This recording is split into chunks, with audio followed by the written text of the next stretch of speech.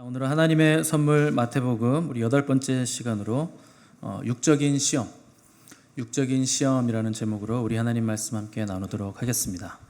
지난주부터 우리는 예수님의 광야 시험을 다루고 있는데 예수님이 시험 받으신 것은 3번은 아니지만 계속 40일 동안 시험을 받으시며 여기저기 끌려다니셨지만 성경에 기록된 것은 3개의 시험만 기록되어 있기 때문에 우리가 3가지 시험을 살펴보고 있는데 오늘은 그 3가지 시험 중에서 첫 번째 시험을 우리가 살펴볼 것입니다. 이 첫 번째 시험은 아주 그 유명한 시험인데 돌들로 떡덩이가 되게 하라, 돌을 떡으로 만들어 먹어라 하는 시험입니다.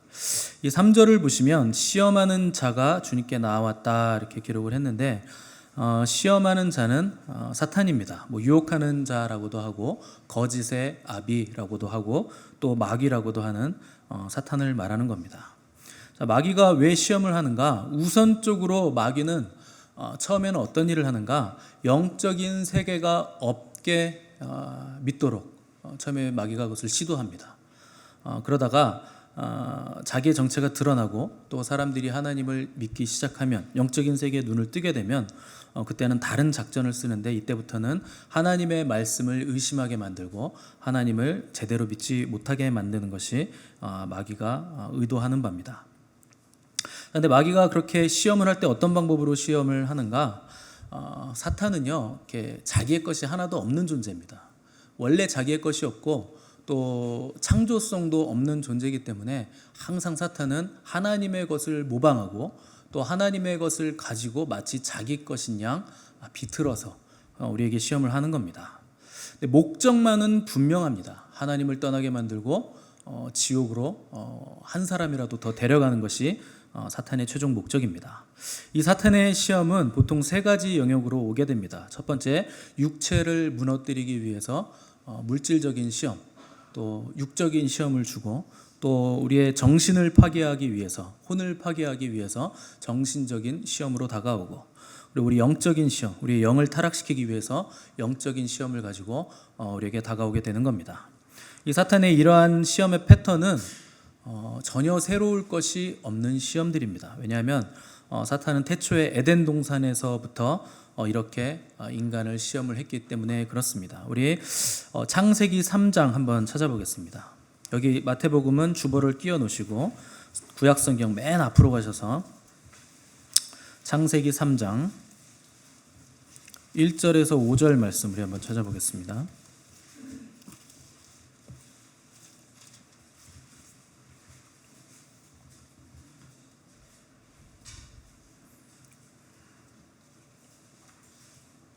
창세기 3장 1절에서 5절까지 말씀 제가 읽겠습니다. 그런데 뱀은 여호와 하나님이 지으신 들짐승 중에 가장 강교하니라. 뱀이 여자에게 물어 이르되 하나님이 참으로 너희에게 동산 모든 나무의 열매를 먹지 말라 하시더냐. 여자가 뱀에게 말하되 동산 나무의 열매를 우리가 먹을 수 있으나 동산 중앙에 있는 나무의 열매는 하나님의 말씀에 너희는 먹지도 말고 만지지도 말라 너희가 죽을까 하노라 하셨느니라. 뱀이 여자에게 이르되 너희가 결코 죽지 아니하리라. 너희가 그것을 먹는 날에는 너희 눈이 밝아져 하나님과 같이 되어 선악을 알 줄 하나님이 아심이니라. 자, 창세기 3장 1절에서 5절을 보시면 지금 뱀이 여자를 유혹하는 장면을 우리에게 보여주고 있는데 질문이 굉장히 교묘하게 지금 파고 들어온 겁니다. 뱀의 질문을 보니까 하나님이 참으로 너희에게 동산 모든 나무의 열매를 먹지 말라 하시더냐 이렇게 뱀이 물었습니다. 이게 하나님 말씀을 엉뚱하게 비틀어버린 겁니다. 우리 창세기 바로 앞장 2장 16절 17절 말씀 한번 보세요. 창세기 2장 16절 17절 요건 함께 읽어보겠습니다. 16, 17 시작. 여호와 하나님이 그 사람에게 명하여 이르시되 동산 각종 나무의 열매는 네가 임의로 먹되 선악을 알게 하는 나무의 열매는 먹지 말라. 내가 먹는 날에는 반드시 죽으리라 하시니라. 아멘. 자, 보세요. 하나님은 뭐라고 말씀하셨을까요? 동산 각종 나무의 열매는 네가 임으로 마음대로 먹어라 이렇게 말씀하셨는데 뱀은 뭐라고 물어봐요? 하나님이 정말 동산 모든 나무의 실과를 먹지 말라고 하시더냐? 이렇게 물어보는 거예요. 그러니까 정반대로 물어보는 거죠. 마치 하나님이 폭군인 것처럼 물어보는 겁니다.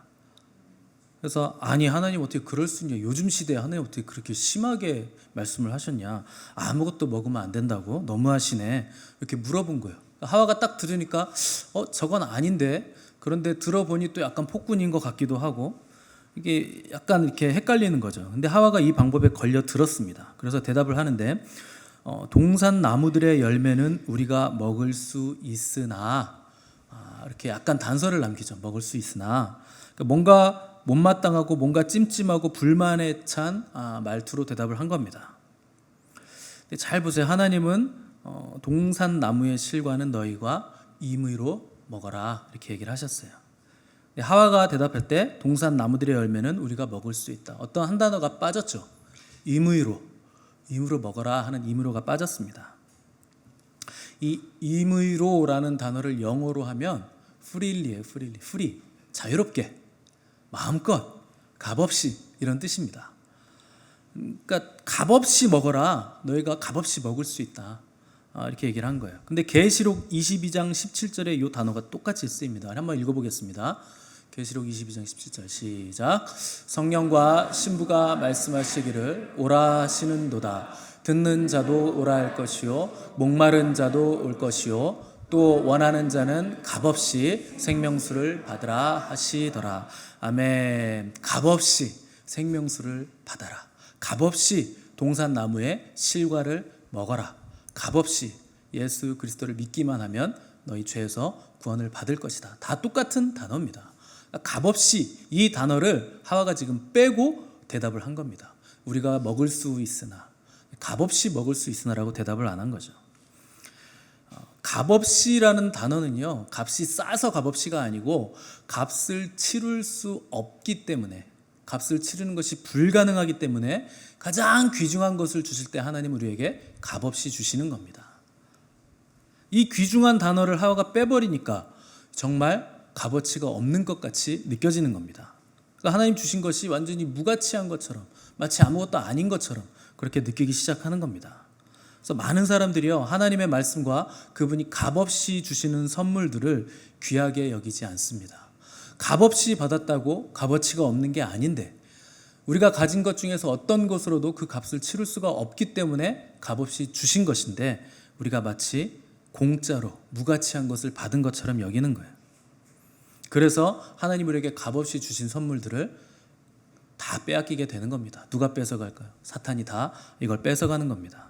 여러분, 하나님께서 우리에게 얼마나 많이 말씀하시는지 한번 생각을 해보세요. 설교로도 말씀하시고, 꿈으로도 말씀하시고, 찬양할 때, 기도할 때, 성경 읽을 때 계속 우리에게 말씀하시잖아요.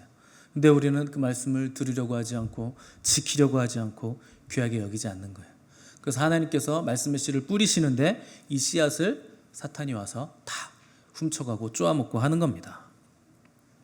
자, 하와가 값없이라는 단어를 빼고 불평하듯 대답하니까 거기서부터 이제 균열이 생기고 왜곡이 생겨나기 시작하는 겁니다. 그리고 하나님께서 하시지 않은 말씀을 하와가 덧붙이는데, 만지지도 말라라는 말씀을 하와가 덧붙여요.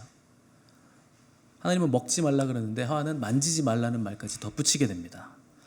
이게 무슨 뜻이냐? 하나님을 지나치게 완고하고 엄격하신 분이라 이렇게 느끼기 시작했다는 겁니다. 손도 대지 말라 그러셨어, 뭐 이렇게 얘기를 한 겁니다. 그리고 또 하와가 죽을까 하노라 이렇게 얘기를 합니다.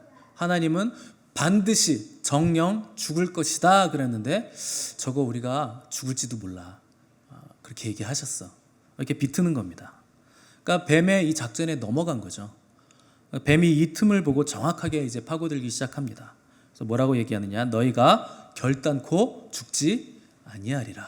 이제 하나님과 완전히 반대되는 얘기를 하는 겁니다. 이제 살짝 비트는 걸 넘어서서 하나님은 정령 죽으리라 그랬는데 뱀은 정령 결단코 죽지 아니하리라. 이제 반역을 하는 거죠, 말씀에 대해서. 이게 바로 태초부터 에덴 동산에서부터 사탄이 우리를 유혹하고 시험하는 패턴입니다. 우리 다시 마태복음으로 돌아가겠습니다. 자, 40일 동안 예수님을 따라다니던 사탄이 최후의 유혹을 하는데, 먼저 육적인 시험, 먹는 문제를 가지고 이제 시험을 들어오게 되는 겁니다. 이 첫 번째 시험이 육적인 시험이었다 하는 것에 우리가 주목을 할 필요가 있습니다. 항상 여러분, 유혹은 어디서부터 시작하는가? 육적인 것부터 시작을 하는 겁니다. 이 육적인 문제를 극복하지 못하면 나머지 시험은 볼 것도 없습니다. 그냥 자동적으로 나머지는 다 넘어지게 되어 있습니다. 마귀가 예수님을 시험할 때 전제로 한 말이 있는데, 네가 만일 하나님의 아들이여든 이라는 말로 먼저 시험을 합니다. 자, 이 말의 이 전제에는요, 아주 예리한 함정이 도사리고 있는 겁니다. 네가 하나님의 아들이라면, 진정 하나님의 아들이라면 네가 하나님의 아들인 것을 한번 증명해봐라. 어떻게 해요? 이 돌로, 너 40일 동안 굶었으니까 엄청 배고프지? 이 돌로 떡을 한번 만들어서 한번 먹어봐. 네가 하나님의 아들이라면 얼마든지 할 수 있을 것 같아. 이렇게 얘기를 하는 거죠. 당연히 예수님은 하나님의 아들이시기 때문에 얼마든지 돌로 떡 만들 수 있습니다. 만들고도 남죠. 근데 문제는 그 능력을 자기를 과시하기 위해서 사용할 것인가, 아니면 하나님의 뜻을 준행하기 위해서 사용할 것인가, 이게 유혹이 되는 거예요. 마귀는 뭐라고 유혹하느냐? 야, 너 실력 있지 않느냐? 너에게 그만한 실력이 있지 않느냐? 얼마든지 할 수 있는데 왜 가만히 있어? 본때를 보여줘야지. 한번 해봐.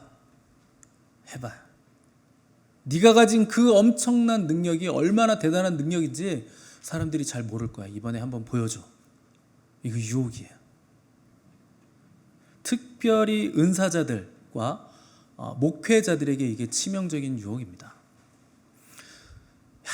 제 목사야, 너 정도면 목회 잘하는 거야. 뭐 기도하면 병도 낫잖아.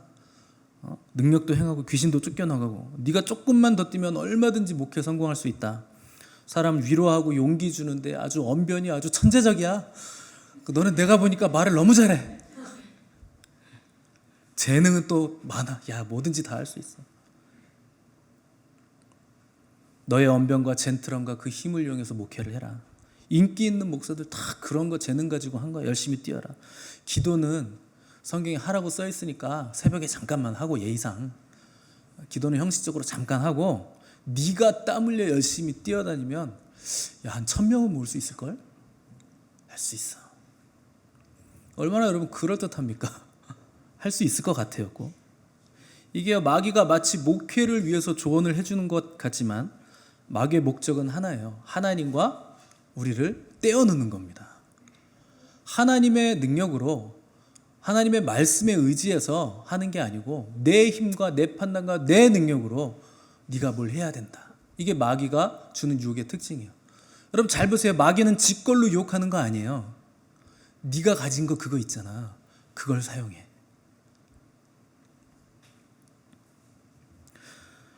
이게 치명적인 함정입니다. 특별히 똑똑하신 분들, 은사 많으신 분들, 재능 있으신 분들, 능력 많으신 분들 얼마든지 이 부분에서 넘어질 수 있다 하는 거 아시고 조심하셔야 됩니다. 여러분, 하나님 없는 형통이 무슨 소용이 있습니까? 하나님 없는 교회의 양적 수적인 부흥이 무슨 소용이 있습니까? 그 교회가 아닌데, 하나님이 없으면 아무것도 없는 건데 사람들 모인다 한들 그게 도대체 하나님께 무슨 영광이 되며 그 마지막에 결과가 어떻게 되겠습니까? 또 네가 만일 하나님의 아들이여든 이라는 말에는요, 하나님의 아들이라고 하면서 왜 여기서 이러고 있느냐 하는 뜻이에요. 아니, 이 척박한 광야, 먹을 것도 없고 마실 것도 없는 데서 아무도 알아주지도 않는데 혼자서 너 지금 여기서 뭐해? 하나님의 아들이면 너 메시아인데, 너 메시아잖아. 기름 부음 받은 자. 그러면은 저 웅장한 예루살렘, 저 성전, 그 마당 한가운데서 너 사람들에게 높임을 받아야지. 왜 여기서 혼자 이러고 있느냐? 대우받아야지. 왜 황량한 이 땅에서 고생하고 있느냐? 이렇게 물어보는 거예요. 배고프잖아. 사람들이 너를 알아주고 진수성찬을 차려줘도 모자를 파네. 왜 여기서 40일 동안 쫄쫄 굶어가면서 이러고 있느냐? 얘기를 하는 겁니다. 여러분, 마귀는 우리에게 다가올 때요, 배부르냐 배고프냐의 문제에 집중하게 만드는 거예요. 너 배고프지? 배불러야지. 이거 빨리 떡 만들어 먹어. 능력도 있고 다 할 수 있잖아. 빨리 배부르게 먹어야지. 배부르냐 배고프냐 그 문제에 집중하게 만드는 겁니다. 왜 우리가 시험에 들까요?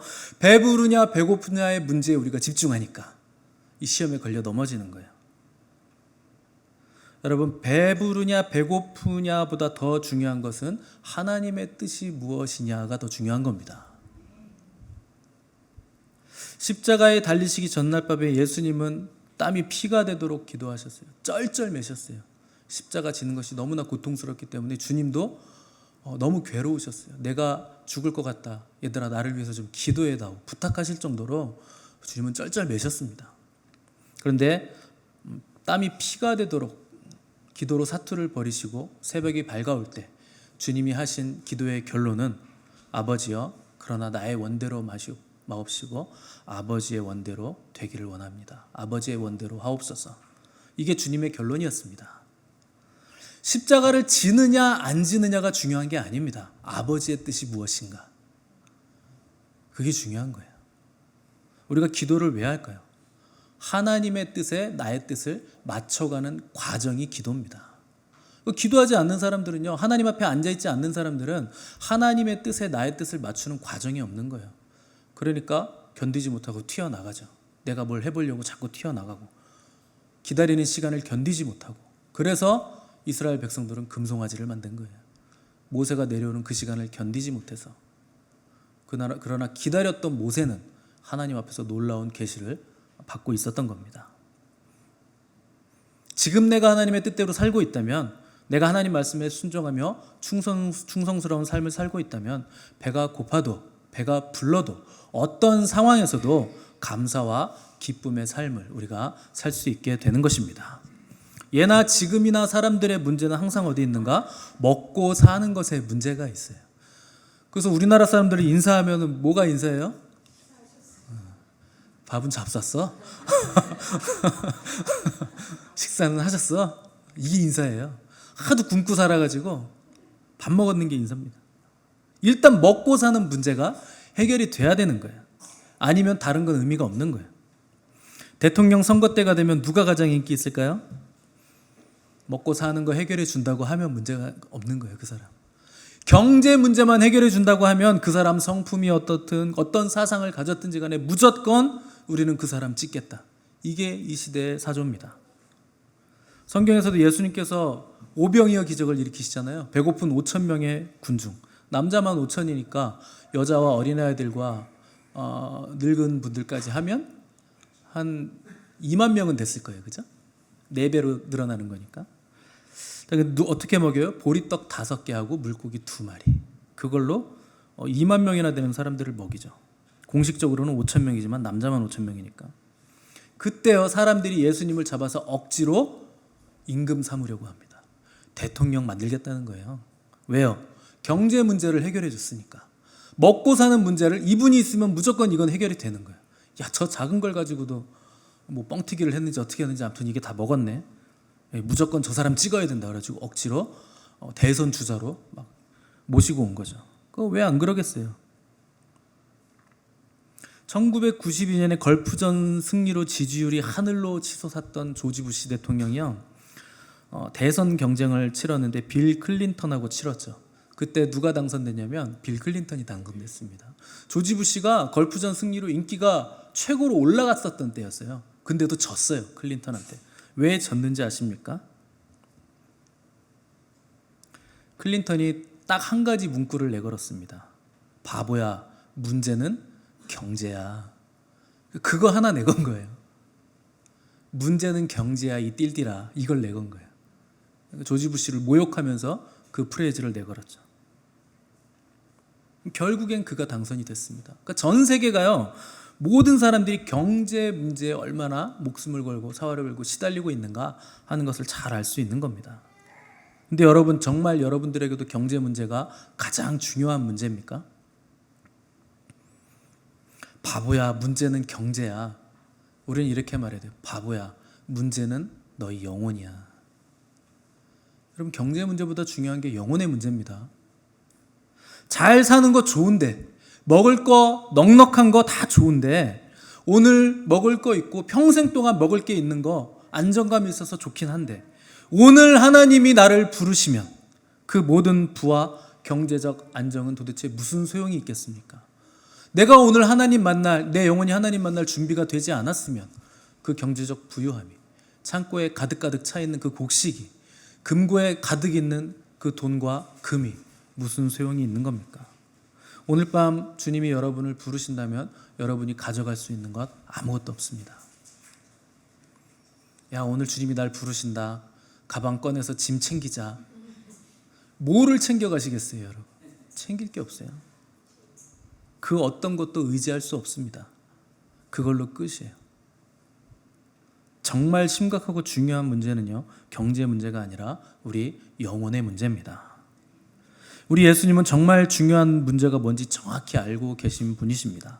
그래서 40일 동안 광야에서 성령에 이끌려서 여기저기 옮겨 다니셔서 시험을 받으셨고, 또 물과 음식을 먹지 못하신 상태, 완전히 줄이신 상태였어요. 완전히 나약해진 상태이셨어요. 그러나 지금 주님께서 견뎌내고 계신, 겪고 계신 이 상황이 무슨 상황이고 어떤 의미가 있고 얼마나 중요한 상황인가 하는 것을 우리 주님은 정확히 알고 계셨습니다. 우리 신명기 8장으로 한번 가보겠습니다. 신명기 8장 2절 3절 읽겠습니다. 시작. 네, 하나님 여호와께서 이 40년 동안에 내게 광야 길을 걷게 하신 것을 기억하라. 이는 너를 낮추시며 너를 시험하사 내 마음이 어떠한지 알려 하심이라. 너를 낮추시며 너를 줄이게 하시며 또 너도 알지 못하며 내 조상들도 알지 못하던 만나를 내게 먹이신 것은 사람이 여호와의 입에서 나오는 모든 말씀으로 사는 줄을 네가 알게. 아멘. 자, 주님이 마귀의 첫 번째 시험을 요 신명기 8장 2절 3절 말씀을 가지고 물리치신 겁니다. 자, 여호와께서 40년 동안에 내게 광야 길을 걷게 하신 것을 기억하라. 자, 주님이 며칠 동안 지금 광야를 걸으셨죠? 40일. 자, 광야에서 40년 동안 걷게 된 이스라엘 백성들의 이 40년은요, 정탐꾼이 40일 동안 정탐했는데 불순종의 말을 했기 때문에 40년의 훈련을 걷게 하신 겁니다. 그러니까 40일이 40년이 된 거예요. 그래서 우리 주님이 40일 동안 광야에 계신 것은 그 40년, 여호와께서 이스라엘 백성들, 광야 이스라엘 백성을 40년 걷게 하신 것과 똑같은 지금 40일을 지금 광야에 계신 겁니다. 같다는 거예요, 그것과. 자, 그러면 이스라엘 백성을 왜 40년 동안 광야길을 걷게 하셨는가? 바로 이어지는 구절 보시면 너를 낮추시며 너를 시험하사 네 마음이 어떠한지 그 명령을 지키는지 지키지 않는지 알려 하심이라. 자, 구약의 이스라엘 백성들은요, 광야 40년 동안 이 시험을 통과하지 못한 거예요. 그 명령을 지키는지 안 지키는지 시험하셨는데 그거를 통과하지 못해서 1세대들은 광야에서 다 엎드러져 죽은 겁니다. 그런데 주님은 그 40년을 대표해서 주님께서 40일 동안 성령의 이끌림에 따라 광야길을 걸으시면서 다 순종하신 거예요. 왜요? 그들의 실패를, 40년의 실패를 이 40일 동안에 다시 회복하시기 위해서 철저하게 순종을 하신 겁니다. 이스라엘 백성들은 하늘에서 내리는 만나를 매일 먹었죠. 근데 매일 만나만 먹는 것에 실증을 냅니다. 왜냐하면 만나가 그냥 먹어도 되거든요. 주워서 그냥 먹어도 되고, 뭐 삶아서 먹어도 되고, 구워서 먹어도 되고, 찜을 해서 먹어도 되고, 볶아 먹어도 되고, 튀겨 먹어도 되고, 어쨌거나 어떻게 해서 먹어도 됩니다. 그런데 재료는 항상 만나 한 가지인 거예요. 그러니까 이제 40년을 여러분 하나만 먹어보세요. 어떻게 되나? 당연히 물리겠죠. 네, 질린 거죠. 그러니까 실증을 낸 거예요. 그러면서 뭐라고 입으로 불평을 했느냐? 과거에 이집트에서, 애굽에서 노예 생활할 때가 더 좋았다. 이렇게 불평을 하기 시작합니다. 여러분, 정말 노예 생활할 때가 좋았을까요? 그러니까 마귀가요, 예수님에게 지금 왜 이 시험을 하느냐? 과거에 광야에서 실패했던 이스라엘 백성들처럼 너 지금 굶어 죽게 생기지 않았느냐?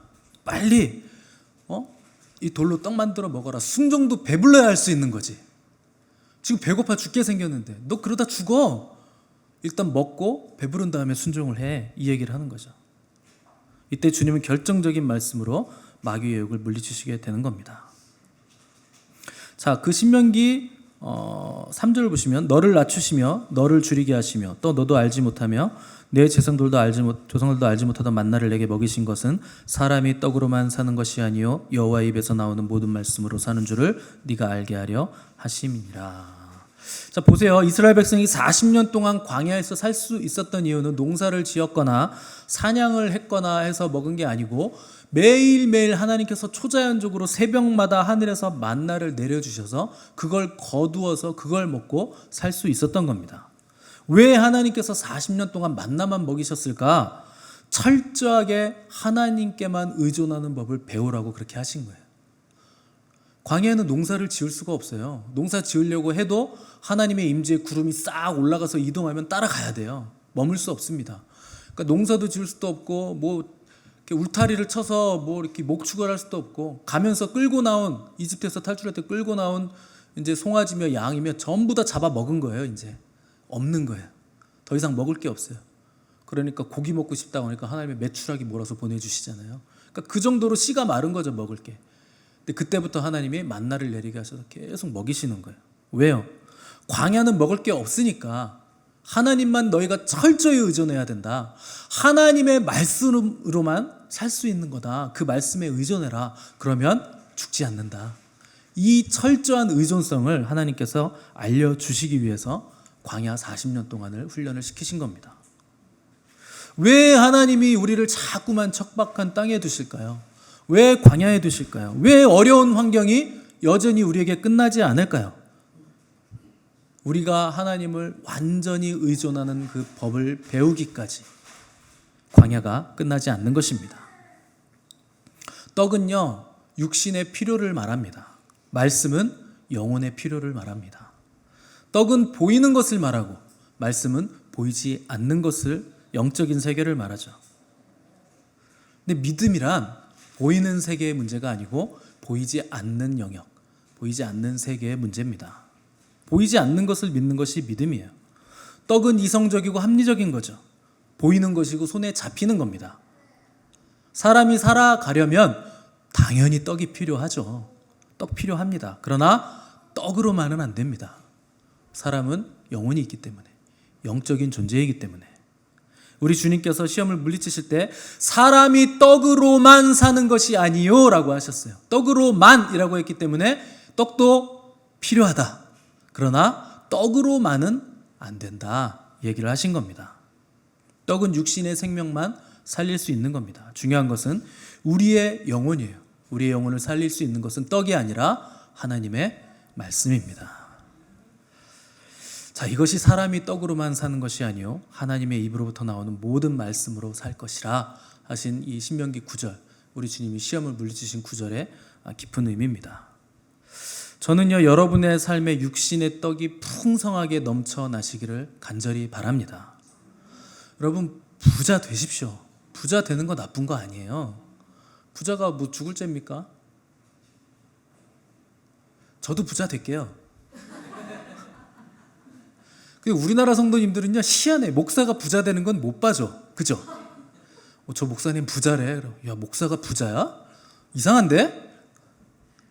뭐 헌금을 뭐 착복했나? 도대체 뭐 사례비를 얼마나 받길래 부자야? 그러니까 자기들보다 목사가 부유하면 안 돼요, 안 돼. 그러니까 그 목사들은요, 있어도 없는 척하고 살아야 돼. 차도 외제차 못 타요. 여러분, 목사님들 외제차 타시는 분 봤어요? 못 봤죠? 뭐 간혹 정신 나간 분들이, 뭐 정신 나간 건 아니죠. 타면 좀 어때요? 뭐 아프리카 차 탈 수도 있잖아요. 부자 되는 것 자체는요, 지위 고하를 막론하고 어떤 사람을 막론하고 범죄 아닙니다. 하나님을 잘 믿은 사람들은 전부 다 부자였어요. 아브라함도 부자였죠. 이삭도 부자였죠. 야곱도 사기쳐가지고 부자 됐죠. 요셉은 이집트 총리였어요. 이집트 제2인자 애굽의 총리였어요. 부자죠. 야곱의 12 아들들도 전쟁을 해서 다 부자였어요. 약탈물이 너무 많아가지고. 그러니까 하나님은요, 하나님 잘 믿는 사람 부자 만들어줍니다. 중요한 것은 그 부유함을 내가 어떻게 생각하느냐죠. 돈은 중립가치입니다. 그냥 뉴트럴이에요. 선하지도 않고 악하지도 않습니다. 내가 악한 마음을 먹고 악하게 쓰면 악한 게 되는 것이고, 선한 마음을 가지고 선하게 쓰면 선한 물질이 되는 거예요. 여러분의 삶에 돈이 풍성하시기를 바라고 육신의 떡이 풍성하시기를 바랍니다. 그래서 마음껏 그걸 가지고 하나님 일 하시기를 바랍니다. 그러나 더욱더 간절히 원하는 것은 저와 여러분의 삶에 하나님의 말씀이 풍성하게 넘쳐나시기를 바랍니다. 하나님의 말씀에 순종하는 것이 육신의 배를 위한 식량 공급 문제보다 훨씬 더 중요하고 훨씬 더 시급한 문제입니다. 왜냐하면 말씀을 붙들지 않는 사람은 자기 생각을 붙들고 살 게 뻔하기 때문에 그런 겁니다. 근데 지금은요, 내 생각, 내 논리, 내 생각에 붙잡혀 계시면 안 돼요. 다른 사람 이론이나 논리를 받아들이셔도 안 됩니다. 여러분들 유튜브나 매스컴에 귀 기울이고 있을 때가 아닙니다. 세상 소리 들으면 세상의 물결에 휩쓸리게 돼 있어요. 홍수 때는요, 물은 많은데 마실 물은 없습니다. 지금은 설교의 홍수 시대예요. 그죠? 여러분 유튜브 딱 열어보세요. 설교만 쳐도 아마 수만 개는 나올 거예요. 좋은 설교요? 엄청 많아요. 저는 뭐 그 유튜브 유명하신 분들 설교에 되면 뭐 저는 진짜 될 것도 아니에요. 설교 잘하시는 분들은 세고 셌습니다. 문제는 그분이 나의 목자냐? 그게 문제죠. 그분이 나를 위해서 목숨을 걸 수 있는가? 그분이 나를 위해서 새벽마다 기도를 해주는 목사인가? 그 말씀이 내가 너희 보기를 심히 원하는 것은 이라고 말할 정도로 나를 심히 보기 원하고 얼굴과 얼굴을 맞대고 나에게 메시지를 주시면서 나를 케어해 주실 수 있는 분인가? 여러분 그게 중요한 겁니다. 세계적으로 유명한 목사가 나와 무슨 관계가 있습니까? 내가 BTS 보는 거랑 똑같은 거죠. 그건 생명의 말씀이 될 수 없는 거예요. 인격과 인격이 만나야 그 말씀의 능력이 있는 겁니다. 세상 소리 기울이지 마시고 다른 사람 설교 뭐 가끔 들으시는 거 오케이 괜찮습니다. 잘 분별해서 들으십시오. 근데 여러분 정보 삼아서 들으시면 안 돼요. 아 오늘 목사님이 설교 시간에 이런 말씀 하셨는데 이게 맞는 얘기인가 막 찾아보면서 이 유명한 목사님은 저렇게 얘기 안 했는데 우리 목사님 사짜였네. 이 사람 소리 들으면 이런 것 같고요. 저 사람 소리 들으면 저런 것 같아요. 귀에 걸면 귀걸이고 코에 걸면 코걸이고 눈에 걸면 안경이죠.